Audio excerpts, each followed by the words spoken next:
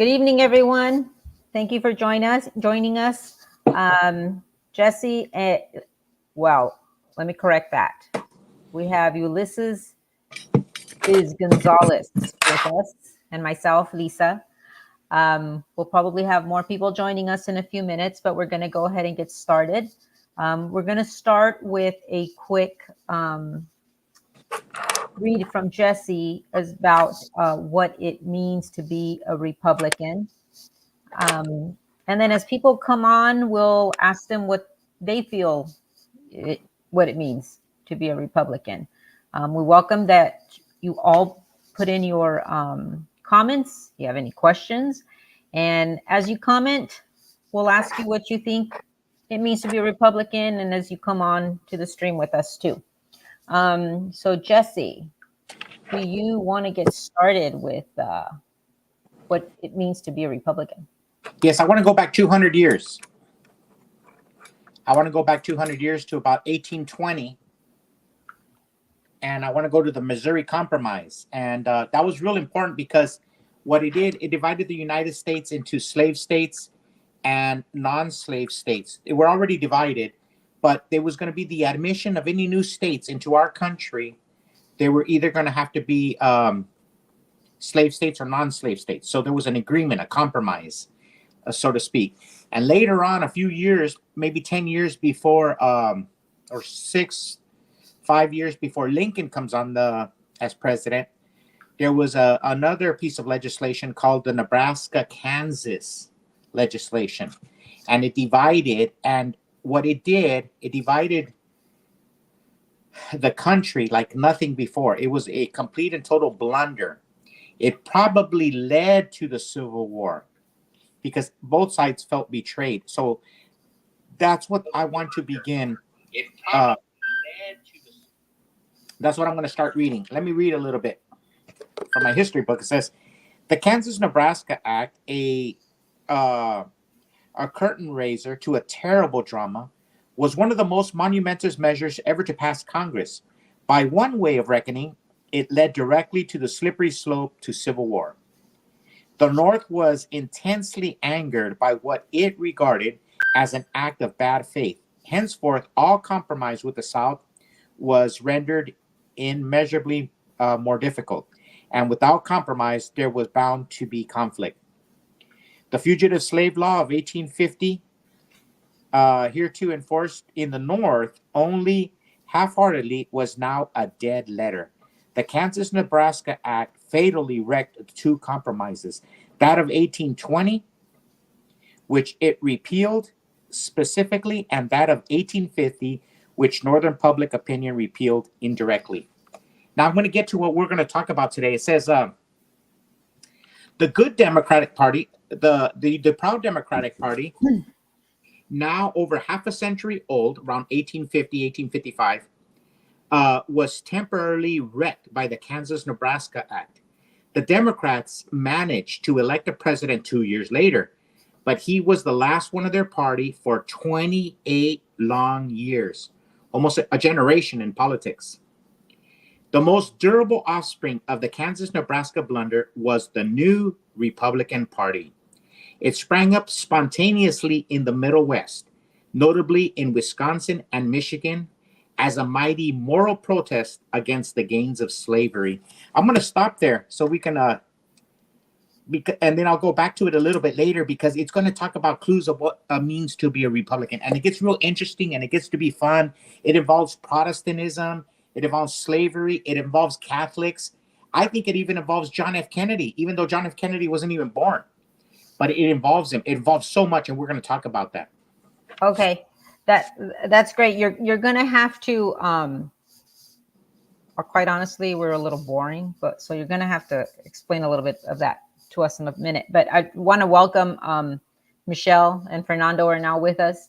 And then also Gigi for GB just made a comment. He's giving us the definition, I'm assuming of Republican. It says it's a noun, one who favors a republic as the best form of government, a member of the Republican Party of the United States. And number 3, one who favors or prefers a Republican form of government. So give us your diss on what you read right now. Okay, so he gave us the textbook answer, a textbook answer. So, like, if you're reading the Constitution of the United States, there's two parts of the Constitution. There's the governance that the Congress will have this. You're going to be 27 years old. It's going to have the executive, the legislative, and the blah blah blah blah blah, and it's all that. And then it has a preamble, and then it comes to life. It comes into the Bill of Rights.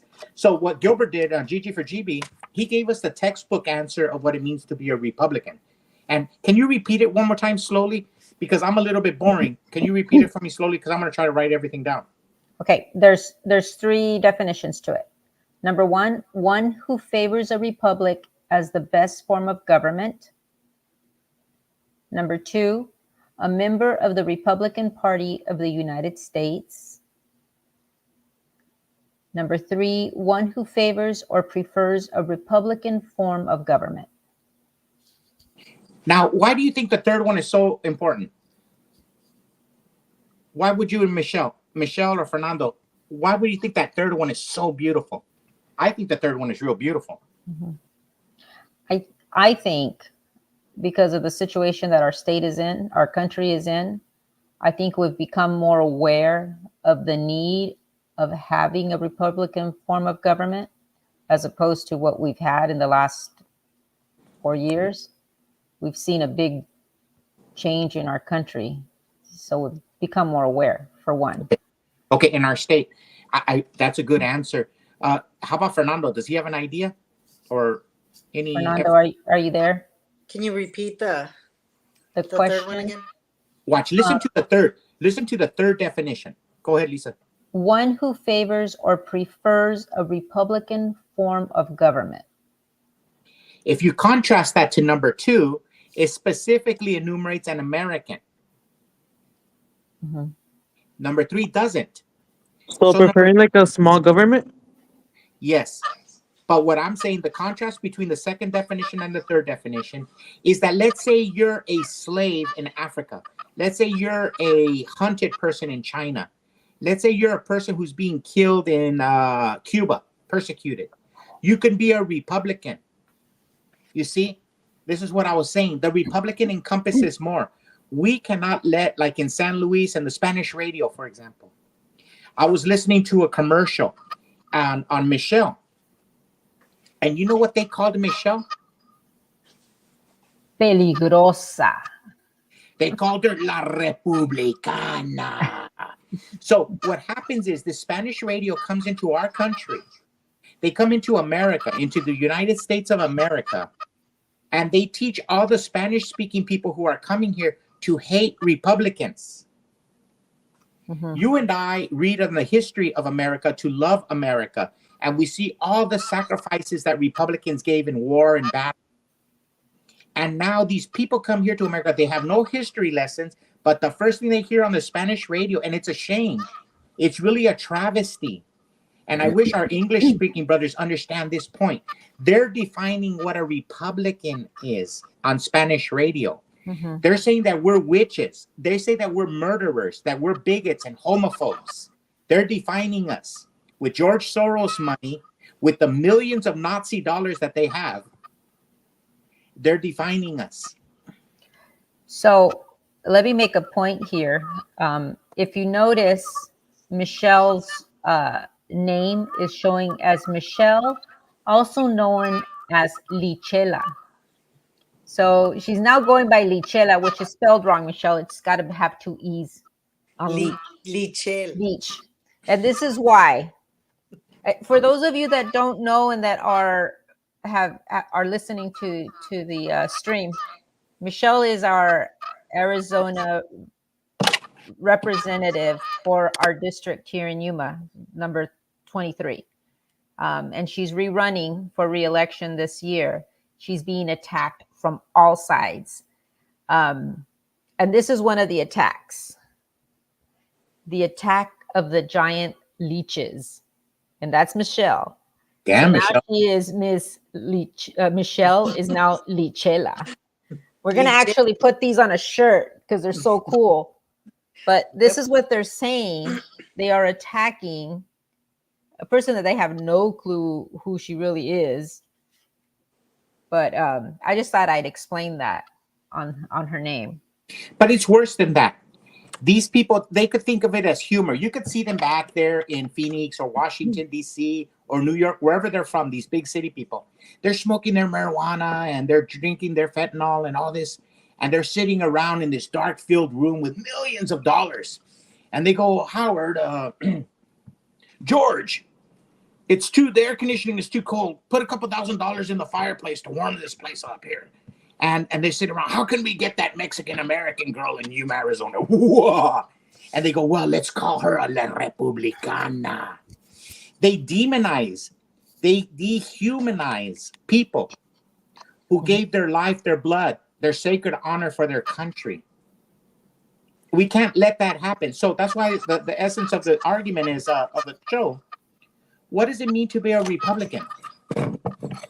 What is that squeaking noise? Is it me or? I was just gonna ask if that's you because I only hear it. I'm going to mute myself. See if you hear it. Okay. Yeah, I don't hear it anymore, Jesse. So Does he have the phone and the iPad together? do you have your phone on there too? No, he shouldn't have his phone. Is it me? I think it's Michelle, no? No. I don't know. Could it be George Soros? It went away now. Maybe it was me. Maybe my phone was too close to the computer, even though I have it off. Okay. I think it went away. Kind of. Okay. All So right. that's a good point. That they're defining, and we can't let that happen. We can't be on defense. So we're gonna have fun. Like Michelle says, she's gonna be La Chel, La Licha, Lichel. Lichel. Lichel. Lichel. Okay. Now, Lisa, can you ask Fernando, because I droned on. What is Fernando's definition of a Republican? Because he's our youngest person here. Right, Fernando. Fernando is 20, right? So we want your perspective, what idea of what a Republican is. A Republican is someone that supports having a small government, not big, just like the Democratic Party. They're trying to start all these agencies like the FDA. I support ICE, but as an example, like they have all these three-letter organizations that they want to control, like the farming, what we eat, health-wise, and not for positives, like to help us citizens. Because most of those agencies are controlled by the left or they're controlled by the corporations. What else? Being a Republican is small government. Unless you consider conservative, which is different because Republicans usually lean conservative, not liberal. That would fall under ideology. Let me ask you one form of Fernando, because that was great. What do you think about now? You define what it is for you to be a Republican, but what do you see in San Luis, Yuma, Tucson, in Southern Arizona? How does the Mexican American community? How do they look at us as Republicans? Are they embarrassed of us? Do they hate us? Do they hold us derogatory names? Do they? So just like the black community, they see us like if you come out as a Republican, it's like you're coming out gay or something. So when you say you're Republican, they make it seem like we're selling ourselves out for something. Like they always tell me, "Oh, you're trying to be white, you're trying to be gringo." But when like another Mexican tells me that, I'm like, look at my parents. Like they came in from Mexico. Like both of them don't even speak English. They still speak Spanish after all these years being here. And as you can see, my name, I'm Mexican, just like all of you here. Well, except Jesse's, because his name's Ulysses. Oh yeah. I was the second Mexican American president of the United States, Ulysses S. Gonzalez, a Republican. So Jesse, Fernando made a very interesting point, and you have to tell your story about this. He mentioned how when you say you're a Republican, correct me if I'm wrong, Fernando, you said it was like if you're coming out of the closet, like being gay. Is that what you were saying? Yeah. Uh-huh. Okay. So Jesse has a very interesting story. Just you want to share that with us? Yeah, well, I belong to a religion like all of us three, Michelle, Lisa, and Jesse. We belong to a religion that Michelle calls it a cult, if I'm correct. here in Yuma, very prominent. So we have 3,000 brothers and sisters of that cult here. They will never talk to us again. But all my life, since I was raised as a baby there, I was always a conservative, ideologue conservative. And I liked Nixon. In 72, I voted for him in school. And I was sad when they took him out. And I was sad when they had Jimmy Carter.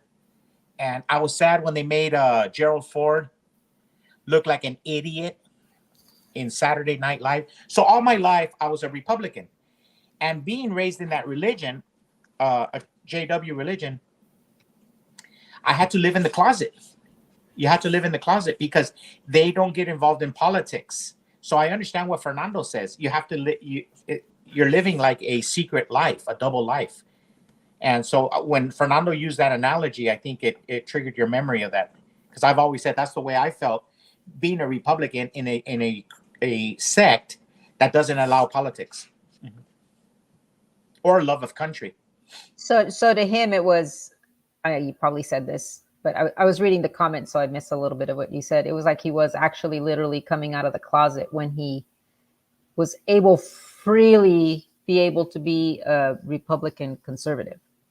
And Michelle has a similar story because on the female side, in religion, I mean, in politics and religion, they always limit what a woman can do.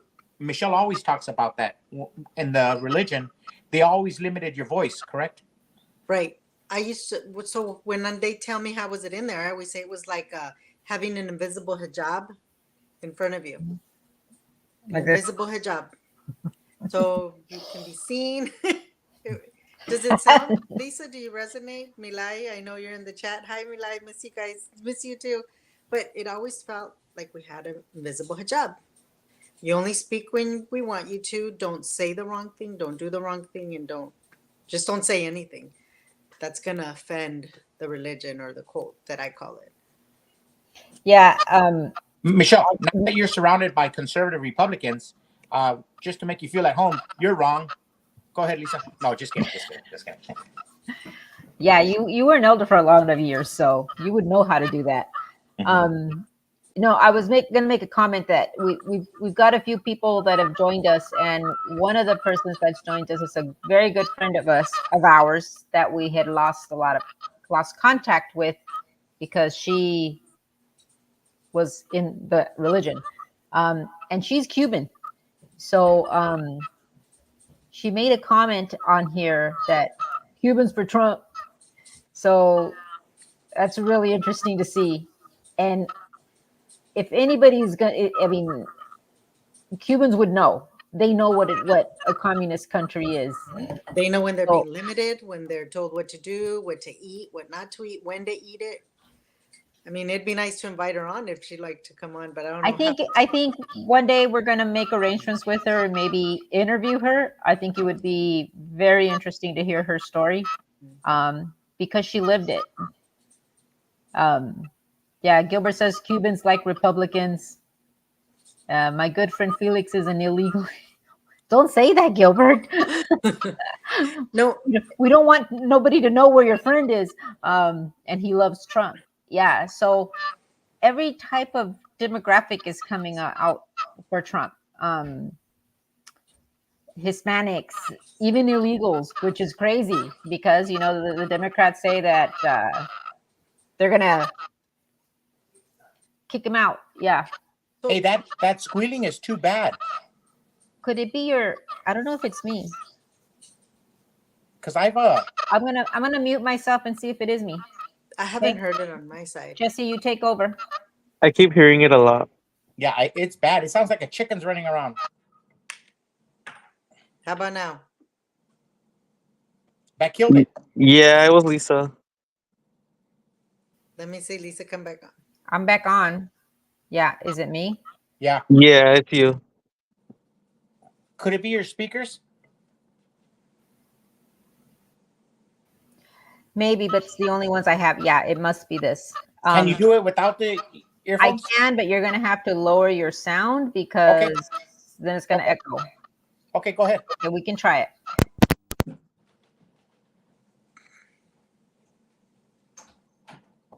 Can you hear me now? Can hear Yeah, you. we can hear you. Yeah, you sounded like Kamala Harris with those things on. Lower your sound a little bit, Jesse. You're really loud. You sounded like Kamala Harris. I can still hear it. Now I have to cackle. Sorry, I know that was ugly. Hey, Jesse, so we were talking about what we went through, right? And what it is to be a conservative or a Republican when you came out. What was the one thing, Lisa, that we couldn't do that our dad, we should have been more involved with? Yes, yes. Oh, And it's love of country, right? exactly. So our dad was drafted in 1965 to the Vietnam War. And it wasn't me, it's still squeaking. So he was a veteran. He served his country. He may have not wanted to go. He was just a Mexican kid who was getting out of high school, but he went because it was his duty. He got the call. Yes, and he served.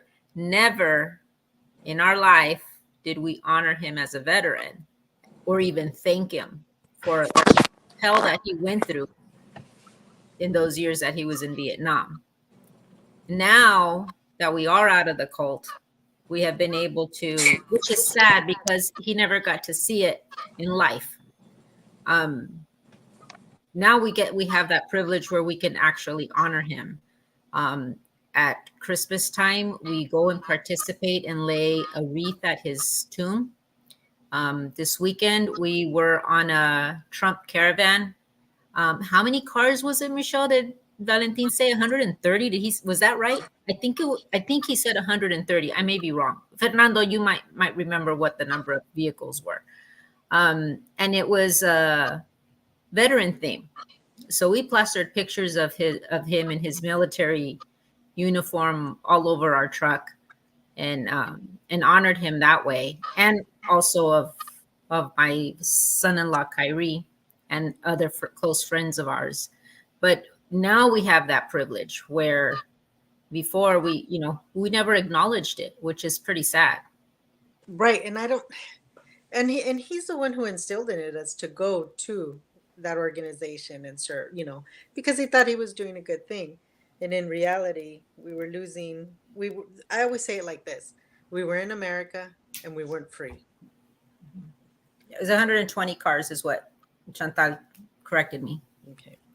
Mm-hmm. So I think right now, any chance we get, we go ahead and try to honor all the veterans and our dad. I'm gonna step in real quick.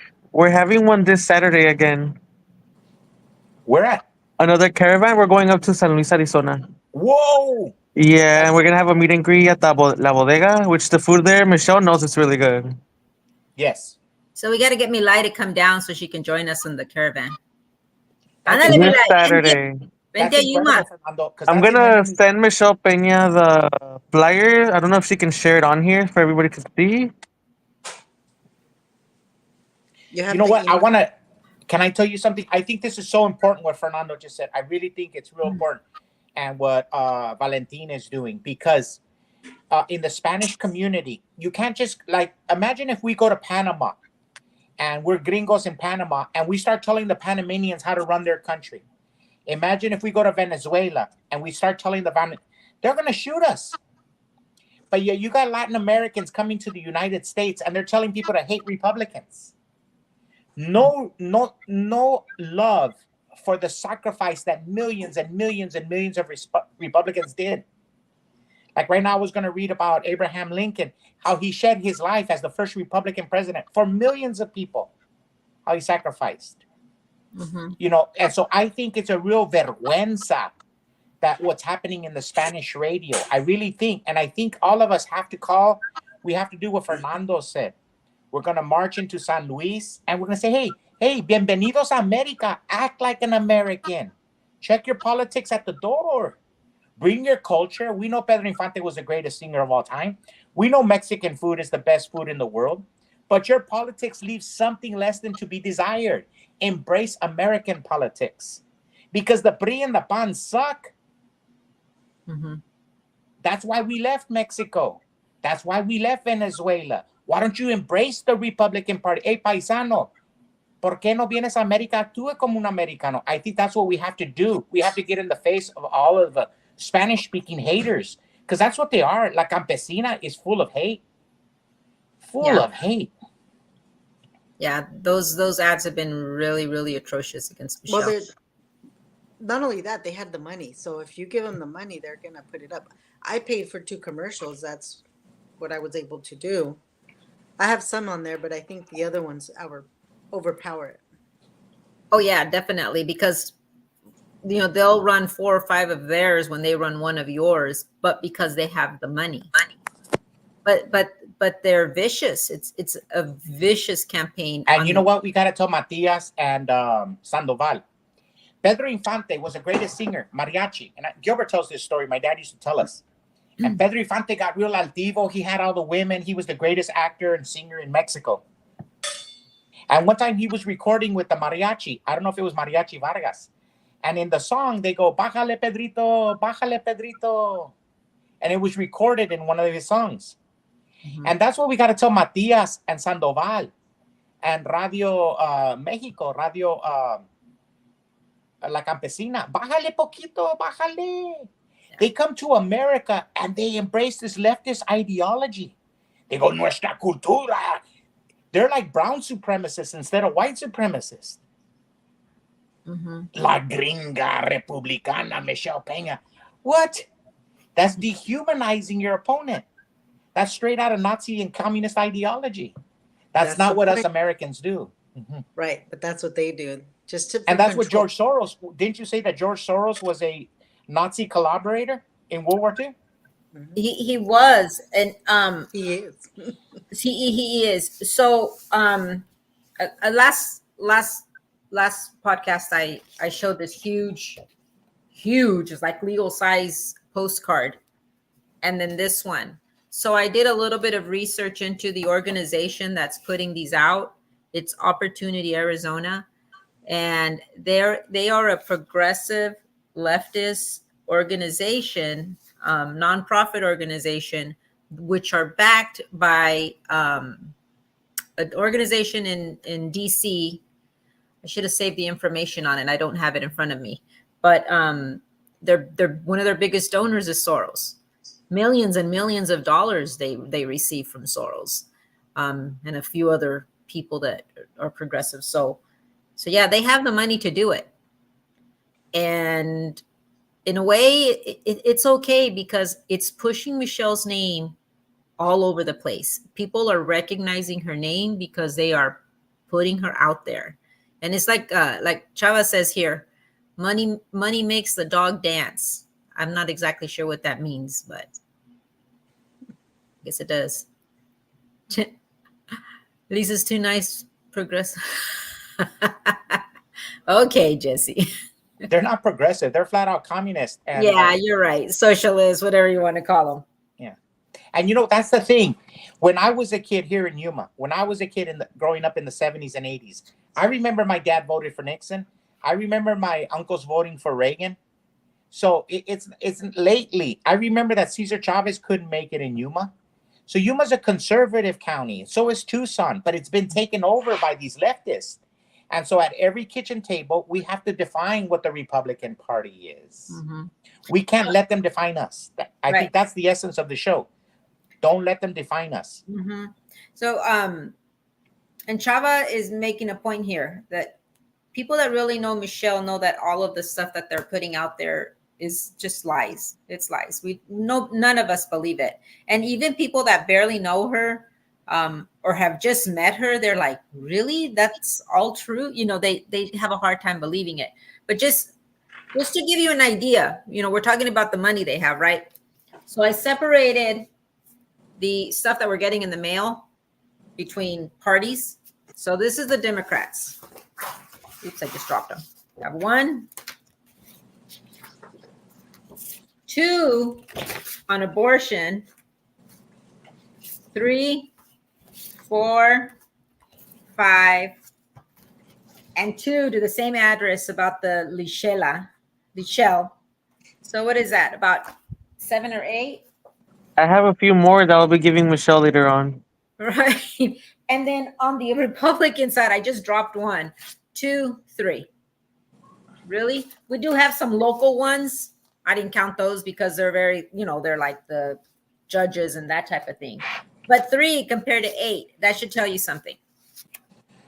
The money. Now, the important thing is that the money is coming out. So what happened is I likened it to Judas Iscariot, and I likened it to Benedict Arnold, because our political brothers and sisters who are running these ads, namely from San Luis, Arizona, they've taken millions of dollars from these people who are not from Yuma. Mm-hmm. So people in Yuma don't call other people leeches. Like, I have my problems with Tony Reyes. I don't believe what he believes in, but I don't say Tony Reyes is a leech. I would be out of line if I did that. Everybody would distance themselves from me, or Pancrazio, or any Democrat. But you don't see one Democrat. You don't see one Democrat in Yuma or Tucson saying, "Hey, Matias, tone it down, bájale poquito, tone it down, brother, tone it." Talk about misogyny. Does anybody have the definition of misogyny? Gilbert's Tell me that. our dictionary. Gilbert, can you look up misogyny? And not only that, I invented this new terminology. Everybody have your pens and paper? Matias is a misogynist. But you know what Sandoval is? She's a reverse misogynist. What does that mean? Well, So it's like reverse. racism, basically. But like Yeah, misogyny. She's a woman misogynist against women. The things that they're saying about women. How is Matias going to help children when he treats women that way? Mm-hmm. Yeah. So for those of you that don't know, Matias Rosales and Mariana Sandoval are the 2 Democrats that are running against Michelle. And these are the 2 people that these organizations are backing and providing all sorts of money to them. But this only shows us in Chava Salvador. Chava makes a note of it. The Democrats are scared of Michelle Peña, and that's why they're attacking her. So they are scared. They're scared that that she's going to win the seat again, because they're trying to turn the state blue. And Michelle is one of the people that kept it red. Her winning last election kept the House red, 31-30. 31 Republicans, 30 Democrats. So we need to keep it. Red. I think everything you said is true, except they're not afraid of Michelle. These people, they're on the side of immorality. Yeah, but they're afraid of losing the House again. Okay. I don't think they have a fear. I think they are funded by dark money, by super dark money. You don't know where this money is coming from. It could be coming from Beijing for all we know. So they're not afraid of her. They understand that there's a weak point, and Yuma, they think, is the weak point. That's when I researched that organization that backs this Arizona Opportunity place. It did mention that it's dark money. So I've got the definition. Thank you, Jesse, little Jesse, for the definition. That it's a noun: hatred of, aversion to, or prejudice against women. Now, put up that poster of Leach. Let me find it. Let me find it in these piles. Tell me if that's not misogynistic. Oh yeah. And But, they look for the worst photo. Well, I was gonna say they look for the worst photo, but Michelle's it still looks good. Yeah. For example, look at That's watch. pretty of a girl to. But to look at look the bad. pictures. Look at the pictures of Kamala Harris. Watch. Put on Kamala Harris. Let me They make find- her out to look like an angel. Oh, them. Let me see. Not only that, and the reason there's more. Oh my God! Yes, you're right. Look at that. with Look at the- that. Here she is, Eagles. Miss Oh, America. look. So much love and compassion right there for all the illegals. What were you saying, Michelle? This. I'm one- just saying the more hatred I get, the more attacks on or ads, it's because the more they know I'm winning. So they gotta work it, keep working it. So the closer I creep up on them, the angrier they get, the more bad press I get. But it's real important that we fight back, because I remember when I was a kid and Tony Reyes won. And now I'm an old man and he's still there. They're the leeches. Mhm. Remember, what they accuse you of, it's because they're doing it themselves. What is it? pointing La one Viga. pointing one finger to you and then four back. And they work for the government. They get enriched by the government. They got their government contracts. We spend the rest of our lives not getting involved in government. We're like George Washington. We want to go home to Mount Vernon. We want to go back home. These people are the definition of leeches. They want to work at the border so that they can fund who's going to do the construction. They get the real estate people involved. They start building houses for America. They start doing all this stuff. That's the definition of a leech. Just look into Matias Port Authority fiasco that's come out. How all the monies, the cities that have been dumping money into this organization, they don't know where it's at. Let me read something that Chantel put up on the chat. She says, I heard someone say that people will talk about others because no one will listen when they talk about themselves. Matias has promoted my mom, which is Michelle, far more than he talks about his own policies. Goes to show. It's true. He's promoted her more than what, because his policies suck. Why do you want to put him out there? Nobody will vote for him. Right. Okay, so now it comes a part in the show where it's getting boring, right? So can I get it boring? Because it goes to the essence of what I want to share with everybody. I think it's real important for everybody in the chat room, Michelle, me, Gilbert, Jesse, everybody to get involved, do something. Because it talks about a fire. John F. Kennedy talked about a fire. He talked about the love of America, the love of the Constitution, and our way of life was going to be like a fire that would light the Western Hemisphere, that would light the world. And then later, when he got killed, his beautiful wife said, you know what? We're going to put an eternal flame. Because John F. Kennedy had an eternal flame. But look, this is what I want to read. It says, the Republicans were presented with a heaven-sent opportunity, scenting victory in the breeze as their opponents split hopelessly. They gathered in Chicago. Abraham Lincoln, the favorite son of Illinois, was deliberately a second choice, but he was a stronger candidate. The Republican platform had a seductive appeal for just about every important non-Southern group. For free soilers, non-extension of slavery. For the Northern manufacturers, a protective tariffs for the immigrants.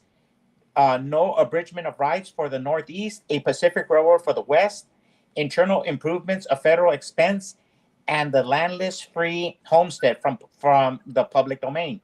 Persuasive slogans were, vote yourselves a farm and a land for the landless. But what I wanted to share about the time of Abraham Lincoln is they were defining it. Now, everybody knew that Abraham Lincoln, everybody knew it. Everybody knew that Abraham Lincoln was against slavery. But he never, if you look at the history books, you'll never find him saying, I'm against slavery. It was non-spoken and everybody knew it because it oozed out of him, his contempt he had for slavery. And so they hated him for it. And I think that's what happens to here in San Luis, Somerton, and Yuma, and Tucson. They know that we love America so much, like Abraham Lincoln, like John F. Kennedy. They hate us for that. And you said you were afraid of it. I think a lot of our Spanish brothers are afraid of the American dream. They're afraid of success. They want their housing. They want their Section 8. They want their food stamps. They want their government assistance. They want their immigration lawyers. They want everything from the big state that Fernando was talking about earlier. And they see us successful without getting any aid from the government. And they hate us for that. We cannot let their hate define who we are as Republicans. Every Republican is different. Michelle is different. I'm different than John McCain. Michelle, you're different than Russ Clark. We're all different. Look at our former Republican leader in Yuma. What was his name? Jones? Russ Jones. Do we have anything in common with Russ Jones? Mm-mm. But we're all Republicans. See, that's what I'm saying. It's a big tent. It's a big tent. And Abraham Lincoln, he brought those people into the tent. Ronald Reagan brought those people into the tent. Who else do you see in history doing the same thing? Trump. Who is Trump bringing into the tent? Everybody you can imagine. From the JFK. north, he's bringing in who? I don't know if he's bringing in. The manufacturers. From Oh. Detroit, he's bringing the cars and the unions. From Hollywood, he's in Coachella. Who's he bringing? Who was that? I didn't. From Coachella, he's bringing in those kids in Coachella and all those Inland Empire people.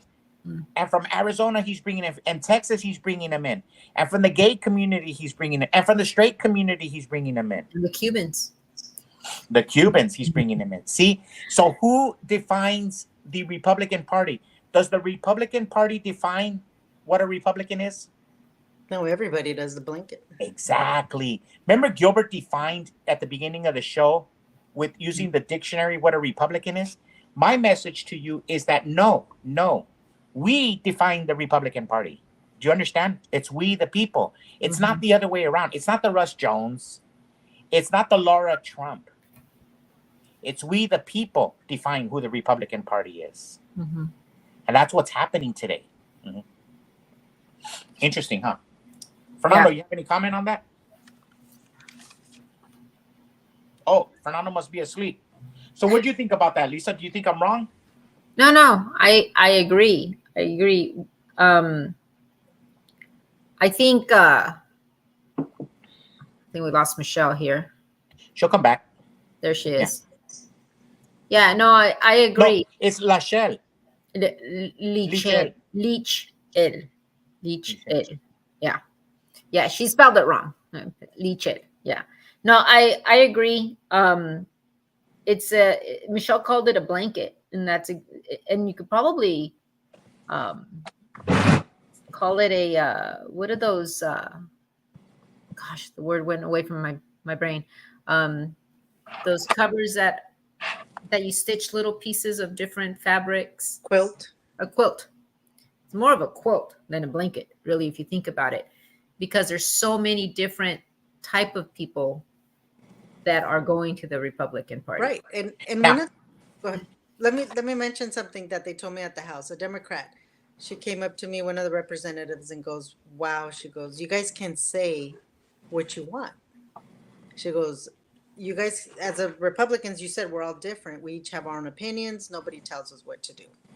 They can try, but we're still going to have our own opinion what we say." So what she was saying to me is that on the floor, Republicans can say what they want, and they're not told what they can and cannot say, is what she was saying. You know, that's a beautiful sentiment. If you go back to the 1964 Republican National Convention, when Ronald Reagan says it, he opens his speech with what you said, what you just said.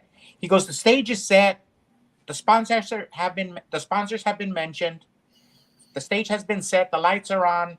The cameras are on. And I have not been given a speech of what to say." Ronald Reagan started. Now, of course, he didn't say it the way I'm saying it, but in essence, that's what he said. Mhm. And you go back to listen to the first 10 seconds of that speech, that great speech. He says that he wasn't given a speech, because everywhere else in politics, you're given a speech, like Kamala Harris, and Joe Biden, and Barack Obama, the worst speakers in the political spectrum of all time. They're the worst speakers. They're the greatest teleprompter readers. But they can't speak from the heart because they're not allowed to. And it better not shut off because she'll get lost. Mhm. She just But keeps you see, repeating the same this is what defines a Republican. We can talk about that, and we have to shove it down our brothers and sisters' mouths and ears. Because they're always saying, "Michelle's a Republicana." They're making us out to be monsters. And we got to tell them, no, you're the monsters. You're the guys that don't have freedom of speech. You're the one who closed down the restaurants. You're the ones who closed down the shopping malls. You're the ones who closed down the schools. We always got to define them. We have to be on offense. Never forget. It's what I said earlier, right? What they did to us and our kids. Hey, but let's talk about the Democrat Party. Michelle, what makes up the Democrat Party, for example? We know a big part, like let's say there's a round table. And you're going to have in the Democrat Party, you got to have one gay person, right? Because they're members of the, and then you got to have an LGBT person now. And you got to have a black person. and you got to have a Hispanic person, you got to have a Jew, and the leader is what?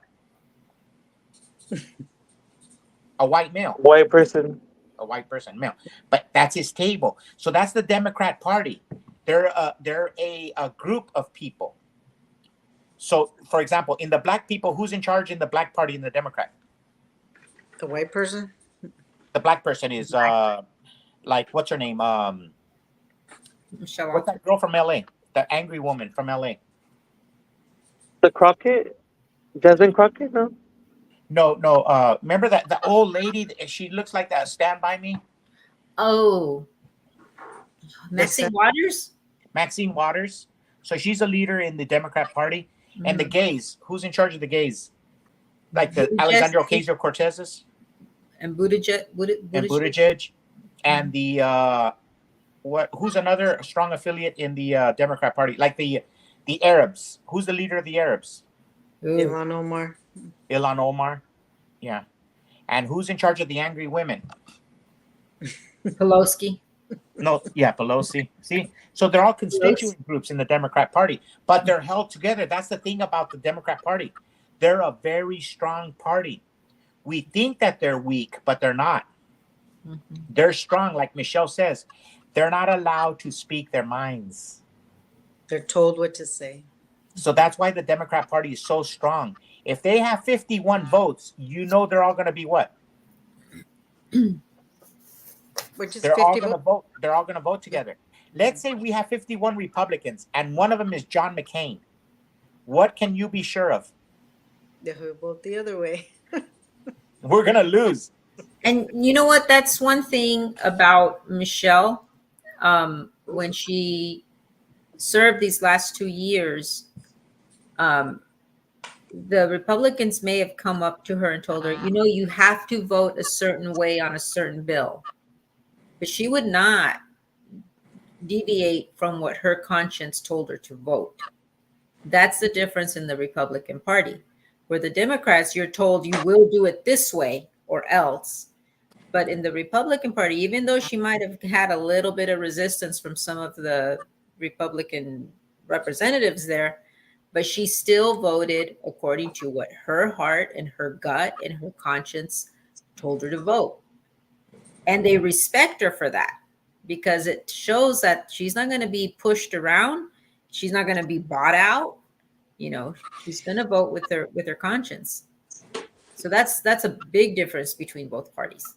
Let me tell you why, Lisa. It all has to do with the foundation. A foundation. Can I read you the foundation of the Republican Party? Mhm. So what happened in 1860 during the election of Lincoln? I'm going to read one paragraph, and I know this is boring, but it is real neat. I know it's boring, but follow me. Try to listen. It says, the most durable offspring of the Kansas-Nebraska blunder was the new Republican Party.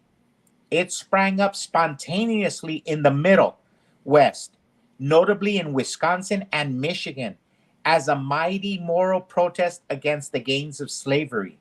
Gathering together dissatisfied elements, it soon numbered disgruntled Whigs, which was the party that was during the time of Washington, and it disintegrated by 1850, including Abraham Lincoln, Democrats, Know-Nothings, and other foes of the Kansas-Nebraska Act.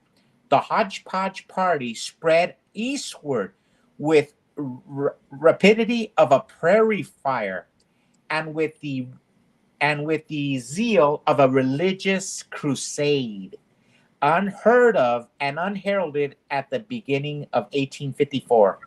It elected a Republican Speaker of the House of Representatives within 2 years. Never really a third-party movement, it erupted with such force as become almost overnight the second major political party.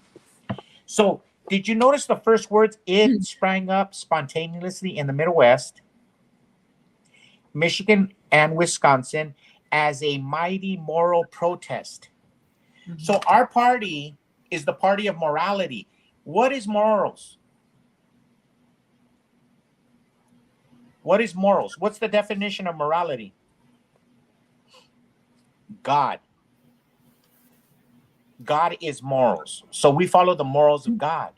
So that's we were God-fearing people, and it spread like wildfire. The same thing can happen in Tucson. The same thing can happen in Yuma and Bisbee and all the southern towns, Ajo, and Sonoita and San Luis, Somerton, all of those towns. It could spread like that, like a fire, Mhm. because it already burns in the hearts of Latinos. Morality burns in the hearts. We love family. We love our moms. We love our dads. We love our children. For some reason, the godless Democrats think that we love abortion more than life. They're spending $1 billion on abortion. Can you believe that? Well, we're saying we don't have to spend $1 because love is free. Mhm. You know, a little while ago, we were asking everybody what the Republican Party means to them. Yes. I didn't say what it means to me, but the only reason that I identify so much more with them is though even though we were in a cult and we've left, we don't have a specific religion now, but we're still God-fearing people and we still are believers and we still have faith. That's a good thing because most people that leave that cult become atheists and they don't believe in God. Thank God we're not those people. But to me, the Republican Party is the closest to our beliefs. They're family oriented. We don't believe in abortion. We respect others. I mean, just the slavery alone, like when it all started, you know, you're not going to do that to your neighbor because you're supposed to love your neighbor as yourself, right? So to me, it's the closest to the word of God that we can get to in a political party. Yeah, it has its problems, but it is the closest. And I think if you do have some sort of morals or some sort of fear of God, you're going to gravitate to that, of course, because it's more, it's more like what you believe. Hey, can I feed off of that energy? I'm going to Mhm. get a little bit boring, but let me read you a passage that I read. Democrat know-nothings and other forces in Kansas, Nebraska Act. Now, do you know what know-nothings were?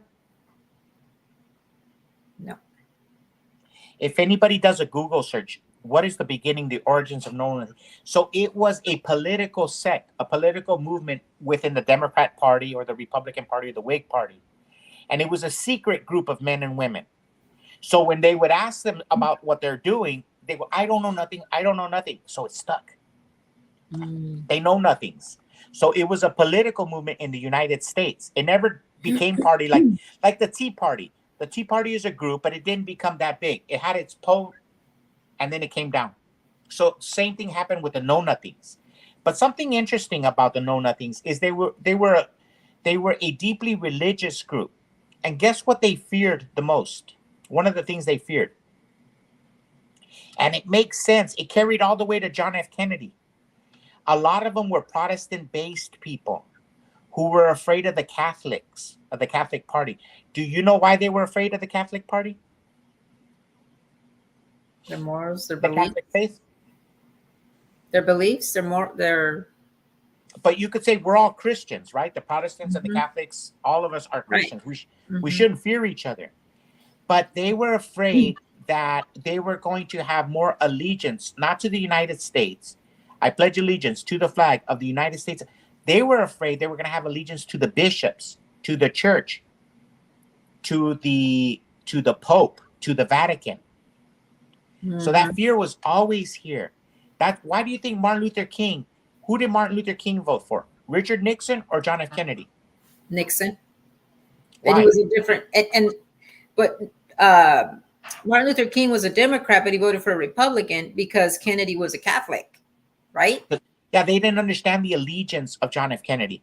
Now in 2020, in hindsight, we know that John F. Kennedy died, one of the most faithful men in American history. There is nobody in the United States of America who doubts his allegiance, that John F. Kennedy was to America and not the Vatican. But at that time, we didn't know. A lot of people had that fear. They had that fear. Yeah. But that shows you the moral questions were at the founding of the Republican Party. These were all people deeply religious. We didn't have the right answers. And a lot of the times we were wrong, but they had a fear of God. Mm-hmm. Yeah. Yeah. One of the when a few years back we all took a Constitution class, And I remember we watched a movie of the making of, when they wrote the Constitution. And one of the things that stuck to me was that after they met and spoke and, went over things, they all went back home or back to their hotels because a lot of them weren't from there. And they went back and prayed. And they asked God to give them direction on the right way to put this together because it was going to be for the country, for the people. And that always stayed with me. So if they all did that, that's got to tell me, well, it tells me that there was divine intervention when they created that document and left it for us. And the idea that some people want to get rid of it, it sickens me because they're trying to get rid of something that God did have a part in. I feel like he did have a part in it. Yeah. Yeah, so that's good. So want to start wrapping it up? We're at about an hour. Yeah. If Closing anybody comments? has any other comments, so Jesse's using my phone and typing, so I'm not making those comments. He's asking me live if he voted for Obama. I can tell you she didn't vote because she wasn't allowed to vote. We weren't allowed to be in politics. So I see. Anyway, thank you everybody for joining us. We'll keep you posted on the next one. Share the video with your friends. Give us a thumbs up. I know we're just starting and we don't have a lot of viewers, but actually I was Lisa, pleased with the viewers that we had in the last couple of videos. Yes, Jesse. tomorrow's show, it's real important. We want to share it with all the people because we wanted to go to San Luis, Tucson, and Somerton. We wanted to go to the Hispanic community because they're defining who we are. Bienvenidos paisanos has to be our message. But tomorrow, we're going to say we already defined what a Republican is today. We are the definition. Tomorrow, I'm going to define how we are winning the election. Right now, how we're winning the election. Okay. Even if we lose, we're going to win. We're going to win. And tomorrow, I'll elaborate on it. Yeah, no, we're going to give it a big push. We have how many days, Michelle? 25 days left? 20 by tomorrow. 21 today. Oh, wow. Okay, 21 days, and we have to push it hard. We're getting to people. I know that Saturday, Fernando mentioned that after the caravan, they're going to do door knocking in San Luis. Real important to reach out to those people. I know they did it in Somerton too. We got to let them know what's out there. We got to let them know about that Proposition 139. Most people, when you tell them what that is, it just throws them back because it's too extreme. Talk about extreme. They call Michelle la extremista on the radio and all those ads, but talk about extreme. Okay, so Milay Jesse says, oye chico, yo vengo de Cuba y quiénes son los comunistas. I'm trying to do her Lisa, accent. tell her that I have a Cuban uncle, un tío cubano, que se murió antier. Esta semana se murió. Se llama Luis Tiant. A ver si conoció mi tío, Luis Tiant.